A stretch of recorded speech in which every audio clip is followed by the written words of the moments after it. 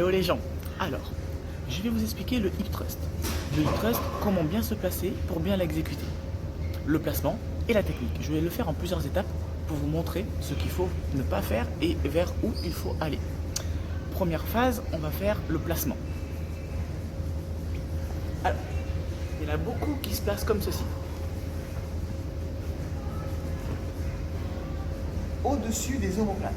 Quand on se retrouve au-dessus des omoplates, on manque déjà d'équilibre. On est hyper instable, on n'a pas les bons appuis sur le sol. Donc, et là, je ne mets pas la barre. Si je mets la barre, je vais descendre avec le poids et la gravité va me faire pencher vers le bas et me faire tomber. Donc déjà, le placement, c'est se mettre juste en dessous des omoplates. Donc déjà, pour bien l'exécuter, il faut bien se placer. Se mettre juste en dessous des omoplates. On continue. Maintenant que je sais me placer, ici, le but est de descendre et de monter. En premier temps,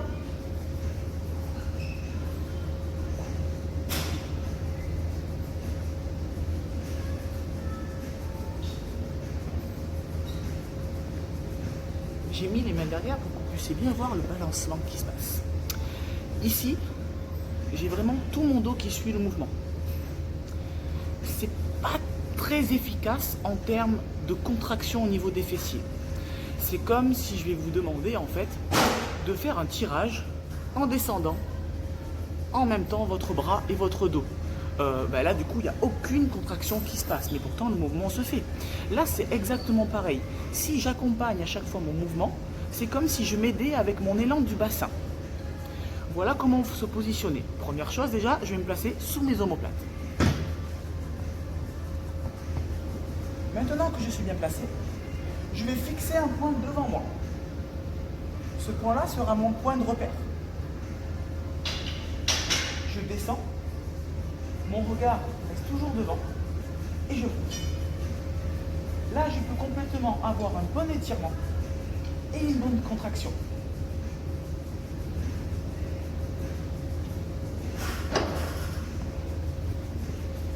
Avec le balancement, on cède. L'étirement est moindre, la contraction également.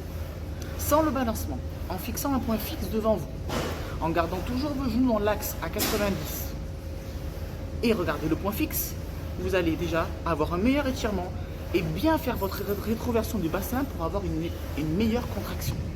Les genoux à 90, pourquoi? Parce que s'ils ne sont pas à 90 et qu'ils sont rapprochés vers vous, si je rapproche mes genoux ici, vous voyez que mon genou dépasse.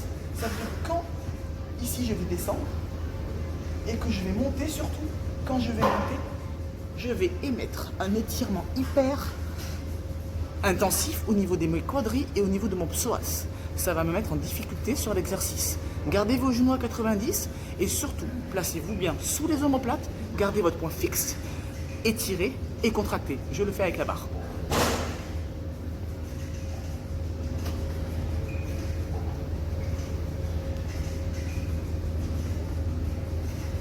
Mes genoux sont à 90, je suis sous les omoplates, ça va m'aider d'avoir la puissance. Je descends, j'ai mon point fixe, je monte. J'étire, rétroversion du bassin, je contracte.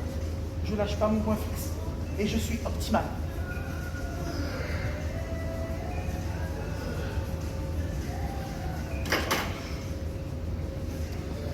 Sur les exercices qui sont très intéressants à exploiter, toujours le placement, la technique et après la charge. Laissez-moi un petit commentaire juste en bas, partagez et faites-moi un petit retour sur vos sensations.